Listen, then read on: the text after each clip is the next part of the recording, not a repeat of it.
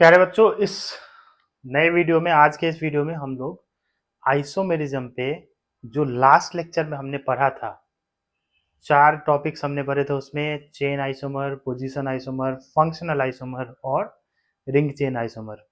उन चारों पे एज प्रॉमिस्ड हम लोग आज के लेक्चर में कुछ बहुत ही शानदार, बहुत ही अच्छे क्वेश्चंस करेंगे।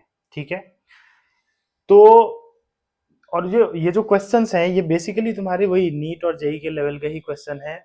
कुछ क्वेश्चंस उसमें से पूछे जा चुके हैं, कुछ क्वेश्चंस ऐसे हैं जो अभी तक नहीं पूछे गए हैं, और उस टाइप के क्वेश्चंस के पूछने की संभावना बहुत बनती है।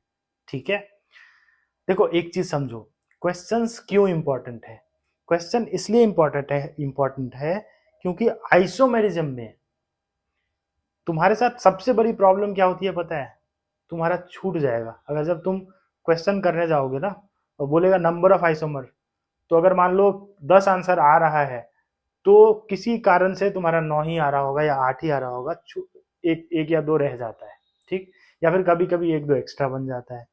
अब इस चक्कर में क्या होता है कि तुमने अपना एफर्ट तो डाला, मेहनत तो किया, तुमने सब कुछ किया, राइट। उस क्वेश्चन में तुम्हारा टाइम भी गया और बावजूद उसके तुमको नंबर नहीं मिल पाएंगे इसके, इनफैक्ट नेगेटिव ही हो जाएगा। इसलिए approach is very important as far as isomerism is concerned. how you have to approach for a question, how you have to think about a question, that is very important, and that is what I am going to teach you in this particular video, right? So without wasting much time, let's get to the questions now directly. and पहला question जो है हमारा वो है number of structural isomers for C4H10O। C4H10O, भाई एक बात बताओ, 4 कार्बन 10 हाइड्रोजन CnH2n वाले फॉर्मूला पे सेट बैठ रहा है? हाँ सर, बैठ तो रहा है। अब अगर ऐसा है तो अपने दिमाग को क्या सिग्नल जा रहा है? अपने दिमाग को सिग्नल ये जा रहा है कि भाई साहब इसमें डिग्री ऑफ अनसैचुरेशन 0 है। ठीक, यही दिमाग है। कुछ लोग इधर घुटने में दिमाग तो ऐसा नहीं सोच रहे हैं ना। तो 10 हाइड्रोजन है 4 कार्बन के लिए, इसका मतलब है डिग्री ऑफ अनसैचुरेशन 0 है। डिग्री ऑफ अनसैचुरेशन 0 है तो ये क्या हो सकता है? एक ऑक्सीजन वाला ऐसा फंक्शनल ग्रुप सोचो जिसमें कोई डबल बॉन्ड वगैरह नहीं आता हो, जिसमें रिंग वगैरह नहीं आता हो। ऐसा कौन है? ऐसा अल्कोहल है। ऐसा और कौन? अल्कोहल का फंक्शनल आइसोमर कौन होता है? ईथर होता है। तो ये या तो अल्कोहल हो सकता है या ईथर हो सकता है। इतना बात तो क्लियर है? बिल्कुल, वेरी गुड। तो अल्कोहल में क्या क्या पॉसिबिलिटी है, एक बार अल्कोहल का देख लेते हैं। जो जो पॉसिबिलिटी अल्कोहल में होगा वो देख लेंगे, फिर ईथर का देख लेंगे। ठीक है, अब अल्कोहल में क्या क्या पॉसिबिलिटी है उसको कैसे अप्रोच करोगे? पहले तो तुमने ये पता किया कि या तो ये अल्कोहल हो सकता है या ईथर हो सकता है। अब अगर अल्कोहल है तो क्या क्या पॉसिबिलिटी है? देख, 4 कार्बन है। कितने? 4। इसका मतलब पेरेंट चेन के अंदर 4 कार्बन वाला कितना पॉसिबल है वो देख लेते हैं पहले। ठीक है, तो पेरेंट चेन में 4 कार्बन, इसमें OH यहां पे लग सकता है। ब्यूटेन 1 ऑल, OH को मैं बीच में भी ला सकता हूं। ब्यूटेन 2 ऑल, पेरेंट चेन में 4 कार्बन, इसमें भी पेरेंट चेन में 4 कार्बन, लेकिन इसमें OH 1 पे है, इसमें OH 2 पे है। ये दोनों आपस में पोजीशन आइसोमर होगा। Yes, very good. बट अपने को स्ट्रक्चरल पूछा है तो सारा ही देखेंगे जो जो हो सकता है। अब अपन देखते हैं कि पेरेंट चेन में 3 कार्बन वाला कौन कौन होगा। पेरेंट चेन में 3 कार्बन ये होगा, इसमें OH तुम इस कार्बन पे लगाओ या इस कार्बन पे लगाओ या इस कार्बन पे, तीनों एक जैसा कार्बन है, किसी पे भी लगाओगे तुम्हारा प्रोडक्ट तो सेम ही आएगा। तो एक ये बन सकता है, और एक 3 डिग्री वाले कार्बन यानी कि यहां पे अगर मैं लगा दूं तो एक ये बन सकता है। तो पेरेंट चेन 4 में 2 बन सकता था, पेरेंट चेन 3 में भी 2 बन रहा है। इसका मतलब है अल्कोहल कितना बन रहा है? 4। कोई मन में बच्चा सोच रहा होगा सर पेरेंट चेन 2 वाला, तो 2 वाला पेरेंट चेन पॉसिबल इसमें नहीं है। मिनिमम जो पेरेंट चेन इसमें आएगा वो 3 कार्बन का आएगा, उससे छोटा पेरेंट चेन नहीं आएगा। तो बेटा अल्कोहल कितना बन गया? 4। अब अपन देखते हैं ईथर कितना बन सकता है। ठीक है, ईथर बीच में ऑक्सीजन, एक तरफ मैं क्या करता हूं, एक कार्बन रखता हूं, और एक तरफ मैं क्या करता हूं, 3 कार्बन रखता हूं। ठीक है, हाइड्रोजन नहीं भी लिखोगे, हाइड्रोजन मत ही लिखा करो, टाइम वेस्ट होता है। तो हाइड्रोजन इतना तो अंडरस्टूड रहता है, ये हाइड्रोजन वाइड्रोजन तो भर ही लिया करोगे। एक तरफ एक कार्बन, एक तरफ 3 कार्बन रखा। अब बेटा जो 3 कार्बन रखा है इसमें ये एन प्रोपाइल है, क्या ये आइसोप्रोपाइल हो सकता है? मास्टर साहब सही बोल रहे हो, आइसोप्रोपाइल भी तो हो सकता है। मतलब एक तरफ एक तरफ 3 में ये 2 पॉसिबिलिटी आ गई। यस। अब इस तरफ भी 2, इस तरफ भी 2, दोनों तरफ इथाइल इथाइल लगा दिया, डाई इथाइल ईथर, एक ये बन जाएगा। अब मैं एक और उठा के उधर 3 ले जाऊंगा तो वो सेम ही आ जाएगा। तो ईथर में कितना बन रहा है प्यारे बच्चों? 3। तो टोटल कितना हो गया? टोटल हो गया 4 + 3 यानी कि 7। जो टोटल इसका स्ट्रक्चरल आइसोमर होगा वो कितना आएगा? 7 आएगा। क्लियर? ठीक से देख लो। ओके, नेक्स्ट क्वेश्चन पे आते हैं। नेक्स्ट देखो, मैं क्वेश्चन देता हूं, थोड़ा सा हट जाया करूंगा, पॉज करो, क्वेश्चन को एक बार खुद से अटेम्प्ट करो, फिर आगे देखो कि उसका आंसर क्या आ रहा है। ठीक है, क्वेश्चन है कि the molecular formula of diphenyl methane दे रखा है। ये 2 फिनाइल है, एक मीथेन है। ठीक है, डाइफिनाइल मीथेन का मॉलिक्यूलर फॉर्मूला यहाँ पे दे रखा है, ये स्ट्रक्चर भी बना हुआ है। How many structural isomers are possible when one of the hydrogen is replaced by a chlorine atom? इसमें से एक हाइड्रोजन को अगर मैं क्लोरीन से चिपका दूं, मतलब हाइड्रोजन हटा के क्लोरीन लगाऊं, तो कितने आइसोमर्स इसके बन सकते हैं? ठीक है, एक बार तुम ट्राई करो। चलो अब मैं बताता हूं कैसे करेंगे। प्यारे बच्चों एक बात बताओ, कहां कहां पे आ सकता है? एक तो यहां पे आ सकता है, अगर यहां पे आएगा तो एक ये वाला हो जाएगा। और कहां हाइड्रोजन हट सकता है? देखो इस जगह पे तो हाइड्रोजन है ही नहीं, ठीक, तो ये तो हट ही नहीं सकता है। एक यहाँ पे आ सकता है, इसी पोजीशन को अपन क्या बोलते हैं? ऑर्थो बोलते हैं। बहुत अच्छा। एक यहाँ भी आ सकता है, इसको क्या बोलते हैं अपन? मेटा बोलते हैं। और एक यहाँ पे आ सकता है, इसको क्या बोलते हैं? पैरा। बहुत अच्छा। तो 1 2 3 4 जगह पे आ सकता है। क्या इस रिंग पे भी आ सकता है? तुम बोलोगे सर इस रिंग पे भी तो आ सकता है। भाई आ तो सकता ही है, बट इस रिंग और इस रिंग में कोई भेदभाव नहीं है।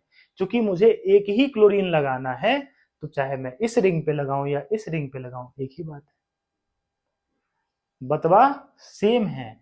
इसी वजह से टोटल स्ट्रक्चरल आइसोमर कितने पॉसिबल है? 4 पॉसिबल है। अब इतना लंबा क्वेश्चन है, इतना बड़ा सा क्वेश्चन है, आंसर देखो सिंपल सा 4 आंसर आ रहा है इसका। ठीक है, तो इसमें कुछ ज्यादा सोचने वाली बात नहीं थी। बस इफ यू नो कि मुझे कैसे अप्रोच करना है, पूछ क्या रहा है क्वेश्चन, क्वेश्चन समझ गए तो काम खत्म है। चलिए वक्त जाया नहीं करते हैं, आगे बढ़ते हैं। Find out number of benzenoid isomer for C7H8O।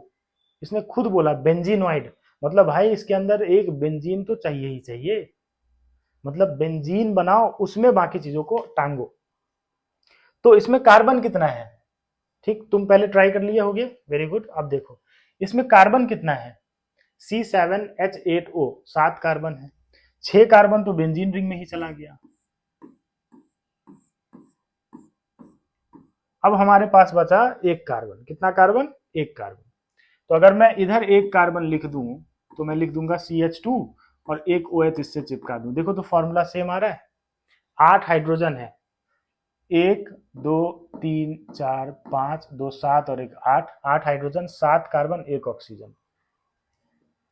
तो एक ये जो बना इसको बोलते हैं अपन बेंजाइल अल्कोहल, इसका नाम है कॉमन नेम, क्या बोलते हैं?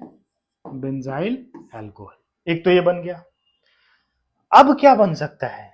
ये जो अल्कोहल बना है क्या इसका ईथर भी बन सकता है? The answer is yes master साहब, एक तो ईथर भी बन सकता है। यहाँ पे OCH3 बन सकता है। ये अल्कोहल था, मैंने O को बीच में ले आया, ईथर बना दिया। ठीक, अच्छा अब ये जो मैंने अल्कोहल बनाया है, इस OH को मैं ऑर्थो मेटा पैरा पे भी तो चिपका सकता हूं। बिल्कुल चिपका सकता हूं। मैं ऊपर CH3 कर दूं, यहाँ पे CH3 कर दूं, यहाँ OH लगा दूं, ये ऑर्थो हो गया। इसी का मेटा भी होगा,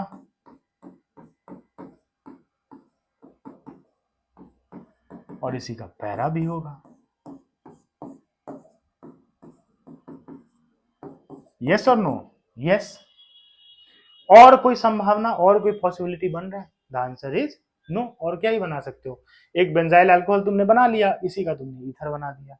अब तुमने यहाँ पे फिनॉल का डेरिवेटिव बनाया, तो ऑर्थो पे, मेटा पे और पैरा पे तीनों जगह लगा दिया, तो टोटल कितना बेंजीनोइड वाला बन सकता है? 5। तो आंसर क्या है? 5 है, सिंपल, राइट। आई होप तुम लोगों ने सही किया था इसको। अगर कुछ छूट जाता है तो जो मैंने प्रोसेस बताया वही फॉलो करना है। प्रोसेस क्या क्या क्या पॉसिबिलिटी है, और उस पॉसिबिलिटी में क्या पॉसिबिलिटी है, पॉसिबिलिटी क्या है और उस पॉसिबिलिटी के अंदर क्या क्या पॉसिबिलिटी है। जैसे मेरे को ये अल्कोहल दिखा, तो इसमें और पॉसिबिलिटी क्या था? अल्कोहल का फंक्शनल आइसोमर ईथर होता है, ईथर होगा। जैसे मेरे को ये दिखा, तो इसमें पॉसिबिलिटी क्या है? Position isomer, ortho, meta, para, simple, right. So you have to think, थोड़ा सोचना है। बच्चे मेरे से पूछते हैं, सर इसका ट्रिक बता दो ना सर, आइसोमर में कितने आइसोमर्स होंगे। मतलब मैं ये क्वेश्चन कम से कम 200-500 बार सुन चुका हूँ बच्चों से कि सर इसका ट्रिक बता दो, कैसे करेंगे। पर ट्रिक कुछ नहीं है, कोई ट्रिक, कोई मैजिक नहीं चलता। यहाँ पे तुमको ग्राइंड करना पड़ेगा, मेहनत करना पड़ेगा, बार बार घिसो, बार बार घिसो, प्रैक्टिस प्रैक्टिस करो, बार बार प्रैक्टिस करो। करते जाओगे होने लगेगा, बट तुमको करते रहना है, हार नहीं मानना है, ठीक है। हार नहीं मानूंगा, रार नहीं ठानूंगा, लड़ते रहो बस। एक दिन सफलता तुम्हारे कदम के, सफलता तुम्हारी कदम चूमती है, बिल्कुल चूमेगी, ठीक है। चलो, अब नेक्स्ट है number of monochloro product of naphthalene and anthracene, दोनों का सम पूछा है तुमसे। तो भैया एक बात बताइए, नैप्थेलिन का स्ट्रक्चर तो आपको पता ही होगा, कौन है ये? यही तो है नैप्थेलिन। अब इस नैप्थेलिन में देखो, यहां और यहां पे कोई हाइड्रोजन नहीं है, इसमें इसका मतलब है कि यहाँ पे क्लोरीन आ नहीं सकता है, क्योंकि क्लोरीन हाइड्रोजन के जगह पे ही तो आएगा। मोनोक्लोरो का मतलब है कि हाइड्रोजन हटा के वहां पे क्लोरीन को चिपकाना है, मोनो मतलब एक क्लोरीन चिपकाना है। अब बेटा एक बात बता, कहाँ कहाँ चिपका सकता है? तू यहाँ चिपका सकता है 1, और तू यहाँ चिपका सकता है 2। क्या तू यहाँ चिपका सकता है? अगर तू यहाँ चिपकाया तो ये पोजीशन और ये पोजीशन ये तो सेम ही है, ये दोनों सेम ही है कि नहीं? क्योंकि एक ही क्लोरीन लगाना है। अब तुम यहाँ लगाओ, यहाँ लगाओ, एक ही बात है। ऊपर लगाओ, नीचे लगाओ, एक ही बात है। इस रिंग पे लगाओ या इस रिंग पे लगाओ, एक ही बात है, क्योंकि दोनों रिंग तो एक ही जैसा है ना। एक ही क्लोरीन लगाना है, अगर 2 लगाना होता तो सोचने वाली बात थी, बट एक ही लगाना है। तो यही 2 पोजीशन है जहां पे तुम लगा सकते हो, चाहे तुम यहाँ लगाओ, एक ही बात है, यहाँ लगाओ, ये चारों पोजीशन एक जैसा है। और 1 2 3 4, ये चारों पोजीशन एक जैसा है। तो टोटल तुम कितने जगह पे लगा सकते हो? 2। तो भैया नैप्थेलिन में कितना हो सकता है? 2 हो सकता है। अब आते हैं हम लोग एंथ्रासिन पे।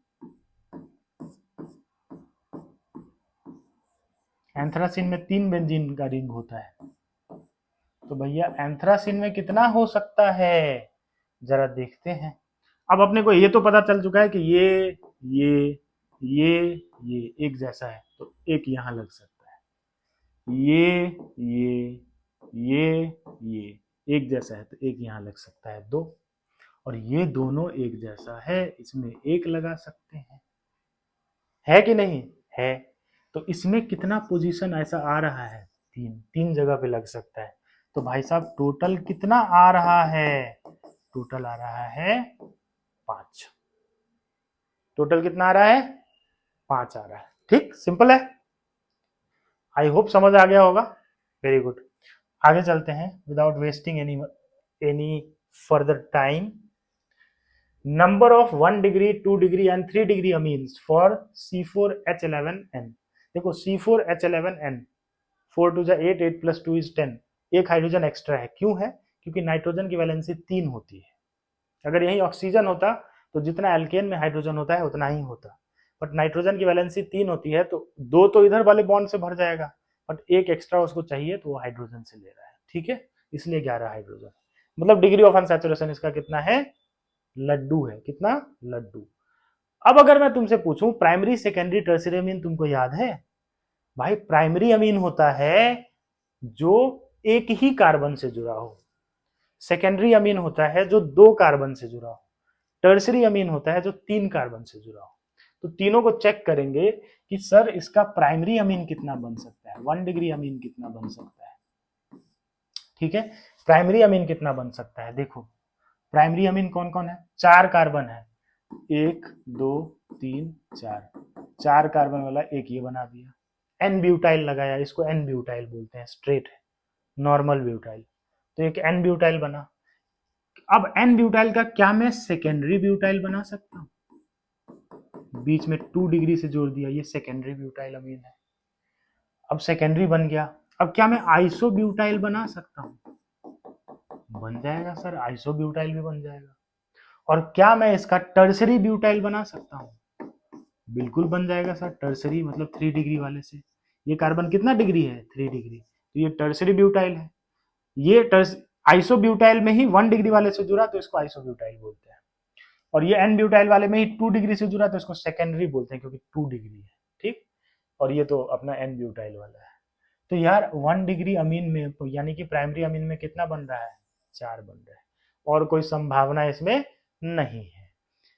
आते हैं 2 डिग्री अमीन पे। 2 डिग्री अमीन में कितना बन रहा है, NH, एक तरफ में 1 कार्बन और एक तरफ में 3 कार्बन, कोई समस्या इसमें नहीं। अब थोड़ी देर पहले हमने ईथर के केस में देखा था, इधर 3 कार्बन था, ये N प्रोपाइल है, क्या इसको मैं आइसो प्रोपाइल बना सकता हूँ, हाँ सर बना तो सकते हैं। तो आइसो प्रोपाइल भी बना देते हैं बच्चों, क्या बना देते हैं, आइसो प्रोपाइल भी बना देते हैं। तो आइसो प्रोपाइल बन गया। सोचो सोचो अगला क्या किया था हमने, अगला क्या किया था, एक उठा के फेंक दिया इधर से इधर कार्बन को, दोनों तरफ इथाइल, याद आया क्या, वेरी गुड, आ ही गया होगा, दोनों तरफ हमने इथाइल को लगा दिया, तो एक ये बन सकता है। अब मैं अगर एक और कार्बन इधर से लेके जाऊं तो इस तरफ प्रोपाइल इस तरफ मिथाइल, वो तो सेम ही हो जाएगा। इसका मतलब इसमें भी कितना, इसमें कितना बना, 3, और 3 डिग्री अमीन कितना बन सकता है प्यारे बच्चों, 3 डिग्री अमीन कितना बन सकता है, CCN CC, 2 कार्बन जो है वो मिथाइल वाला है, 1 कार्बन इथाइल वाला है, ये बन सकता है। अब ये इथाइल इधर कर दो इधर कर दो कहीं भी कर दो, उससे कोई फर्क नहीं पड़ेगा। तो 3 डिग्री में और कोई पॉसिबिलिटी नहीं है। तो टोटल कितना बन रहा है बच्चों, 4 इधर 3 इधर 1 इधर, तो कितना बन रहा है, 8, 4 + 3 + 1 कितना बन रहा है, 8। एक बार मैच कर लो इसको। चलिए वेरी गुड, ये एक अच्छा क्वेश्चन था।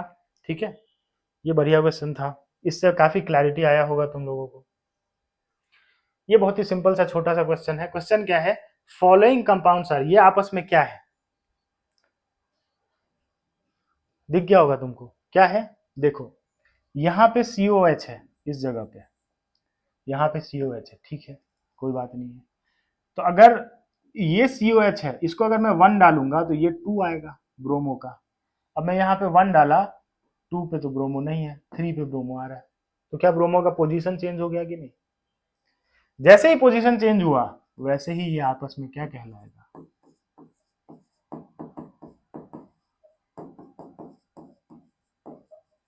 क्या कहलाएगा बच्चों, पोजीशन आइसोमेरिज्म। ये जेई मेन का क्वेश्चन है। अब कितना सिंपल क्वेश्चन है बताओ। So if you know you know, अगर तुमको आता है तो तुमको आता है कि नहीं। बहुत ही अच्छा, एक प्रश्न और देखते हैं। बोल रहा है how many cyclopentane structures excluding stereo isomers, क्या बोला, एक्सक्लूडिंग स्टीरियो आइसोमर्स, मतलब स्टीरियो आइसोमर्स को काउंट नहीं करना है, वैसे भी हमने अभी नहीं पढ़ा है तो नहीं काउंट करना है। आर पॉसिबल फॉर C7H14, सबसे पहला काम लो प्रभु का नाम, वो तो लेना ही है, ठीक है। अब तुमको ये बताना है कि इसमें डिग्री ऑफ अनसैचुरेशन कितना है, पहला चीज यही दिमाग में आना चाहिए, राइट। क्वेश्चन जब भी करोगे पहला चीज ये आना चाहिए, भाई इसमें डिग्री ऑफ अनसैचुरेशन कितना है, तो तुम लोग बताओ।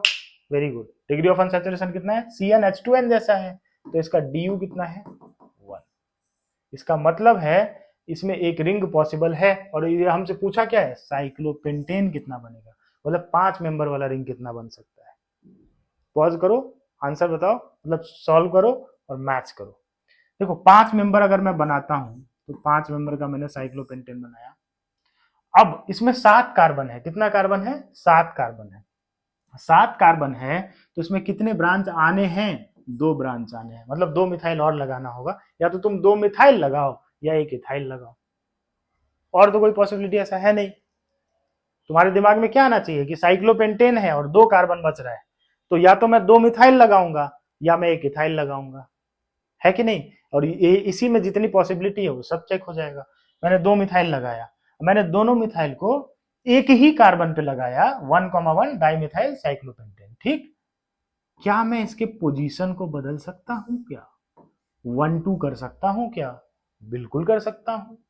क्या मैं इसके पोजीशन को फिर से बदल सकता हूं क्या? क्या मैं इसको 1,3 कर सकता हूं? बिल्कुल कर सकता हूं। क्या मैं इसको 1,4 कर सकता हूं?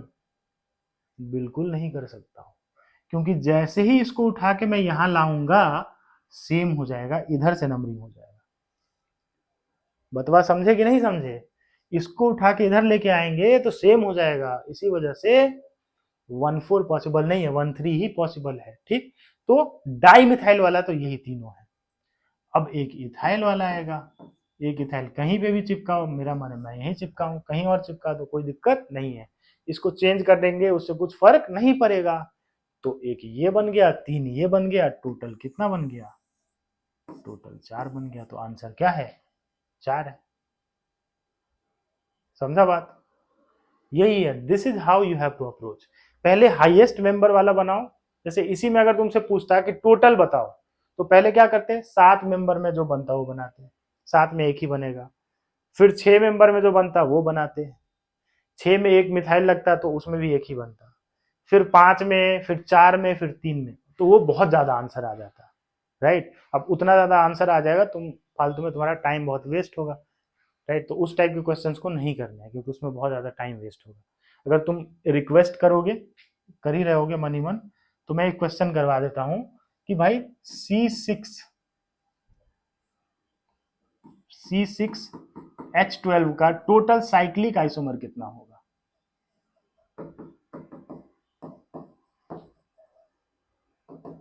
साइक्लिक आइसोमर कैसे अप्रोच करेंगे? देखो, पहला काम प्यारे बच्चों, 6 मेंबर का रिंग में जो जो बन सकता है वो बना दो। पहला काम 6 मेंबर, हाईएस्ट से स्टार्ट करना है।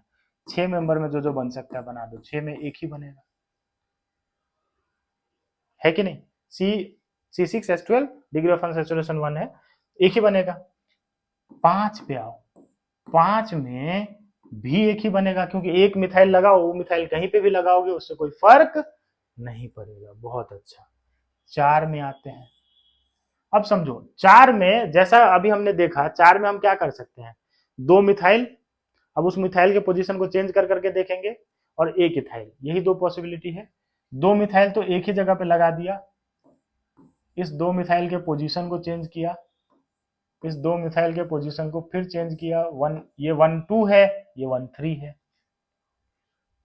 और कोई संभावना इसमें नहीं है। ये 1,2 है, ये 1,3 है, और कोई संभावना नहीं है। ये किसका है? 4 मेंबर का। अब आ जाओ 3 मेंबर पे, असली खेला यहाँ पे है। 3 मेंबर में अब 3 कार्बन बच गया तुम्हारे पास। 3 मेंबर में कितना बच गया? 3 कार्बन। अब उस 3 कार्बन को तुम क्या कर सकते हो? 3 मिथाइल कर सकते हो। तो तीनों मिथाइल तीनों कार्बन पे लगा दिया। और क्या कर सकते हैं, एक कार्बन पे 2 मिथाइल और एक कार्बन पे एक मिथाइल। अब ये मिथाइल इस पे लगाओ या इस पे लगाओ, एक ही बात है, नंबरिंग के हिसाब से इधर लगाओगे तो ये 1,2 होगा, इधर लगाया तो ये 1,2 होगा, तो उसमें कोई फर्क नहीं आएगा। एक ही कार्बन पे 3 मिथाइल लगा नहीं सकते हैं, क्योंकि इसका 5 बॉन्ड हो जाएगा, वो पॉसिबल नहीं है, ठीक। ये हो गया तुम्हारा 3 मिथाइल वाला। 3 मिथाइल वाला और कोई पॉसिबिलिटी नहीं है। अब हम लोग देख रहे हैं एक मिथाइल एक इथाइल, तो बेटा एक मिथाइल और एक इथाइल एक ही कार्बन पे लगा दिया, और एक मिथाइल एक इथाइल अलग अलग कार्बन पे लगा, इधर इथाइल और इधर मिथाइल। सही है, एक मिथाइल एक इथाइल में और कोई संभावना नहीं है। अब प्रोपाइल देखते हैं। प्रोपाइल में अपन एन प्रोपाइल लगा सकते हैं, 1 2 3 डायरेक्ट। और प्रोपाइल का एक और होता है जिसको बोलते हैं आइसो प्रोपाइल। क्या बोलते हैं? आइसो। ये आइसो प्रोपाइल है। तो गिन के देखो, 1 2 3 4 5 6 7 8 9 10 11, कोई छूटा तो नहीं, ये देख लो। इतना देखो, जिसका आंसर 10 से ज्यादा है उसका पूछने का चांस बहुत कम रहता है। ठीक, तो एक बार वापस से क्रॉस चेक कर लेंगे हम लोग कि कोई छूटा तो नहीं। देखो यहाँ पे 6, 5 में ये, 4 में एक पे ही 2 मिथाइल, 4 में 1 2 पे, और 4 में ही 1 3 पे। ठीक है, 4 में एक छूट रहा है। यस, 4 में एक कौन सा छूटा? एक इथाइल वाला छूटा। एक इथाइल भी तो होगा, ये तो हमने खाली डाई मिथाइल वाला किया, एक इथाइल भी तो होगा, तो ये एक इथाइल वाला छूट रहा था। तो टोटल कितना आ गया? टोटल कितना आ गया? 12 आ गया। अब देखो ऐसे ही छूटता है, समझो, जबकि मेरा इतना प्रैक्टिस है, मैं तो इसलिए मैं क्रॉस चेक करता हूँ, क्योंकि पूरे पेपर में ऐसा क्वेश्चन तो 1 2 ही रहेगा ना यार, जिसमें बहुत ज्यादा टाइम लगता है। तो करना क्या है, एक बार करो और एक बार फटाक से 30 सेकंड में उसको क्रॉस चेक कर लो। क्रॉस चेक करोगे तो क्या होगा, तुम्हारा कभी भी गलत तो नहीं होगा। क्योंकि समझो एक बात, किसी चीज पे तुमने समय दिया, बहुत समय दिया, समय देके तुमने उसको सीखा, मेहनत किया, मशक्कत किया, सीखा, ठीक, बढ़िया से सीख लिए, और तुमने एग्जाम में भी उस पर टाइम दिया, तो कोशिश अपना ये होना चाहिए कि उसका 4 नंबर मिले। नहीं तो पता चला उस क्वेश्चन को करने के चक्कर में कोई आसान क्वेश्चन छूट गया और उसका भी नंबर नहीं मिला और इसका भी नंबर नहीं मिला, तो हलक से निवाला नीचे नहीं उतरेगा, इतना दुख होगा, मैं बता रहा हूँ। मेरे साथ हुआ है ये सब। टेस्ट पेपर में, फाइनल एग्जाम तक तो मैंने अपने आप को इतना बुलंद कर लिया था कि ये सब गलती नहीं होता था। तुम भी अपने आप को इतना बुलंद कर लो, दिन रात जब इसी चीज के लिए लगे रहोगे ना, तो वैसे ही सब कुछ बुलंद हो जाएगा। दिन रात सिर्फ इसी चीज, तुम्हारे दिमाग में यही चलते रहना चाहिए कि कैसे करके मेरे को सिलेक्शन पाना है, चाहे मैं कुछ भी कर लूं, मेरे को सेलेक्ट होना है। तुम हो जाओगे यार, कोई बहुत बड़ी बात थोड़ी होती है। मैं एक एवरेज स्टूडेंट था, कोई बहुत ऐसा मैं तोप थोड़ी था, मैं एक एवरेज स्टूडेंट था। एक एवरेज स्टूडेंट होके मैंने किया, तो तुम भी कर सकते हो, कोई बहुत बड़ी बात नहीं है। बट तुम्हारा कमिटमेंट वैसा होना चाहिए, राइट। हर 2 दिन पे तुमको एक्सटर्नल मोटिवेशन की जरूरत नहीं पड़नी चाहिए, कमिटमेंट होना चाहिए। ठीक है, चलो, तो ज्यादा वक्त जाया नहीं करेंगे बच्चों। इसी के साथ हम लोग अगले लेक्चर में मिलते हैं। अगले लेक्चर में मेटामेरिज्म और टॉटोमेरिज्म करेंगे और उस पर खूब सारे क्वेश्चंस करेंगे। ठीक है, ठीक। तो तुम लोग यार अपने फ्रेंड्स वगैरह को बताओ, सब्सक्राइब करो और शेयर वेयर करो, मेरे को भी मोटिवेशन मिलता रहे।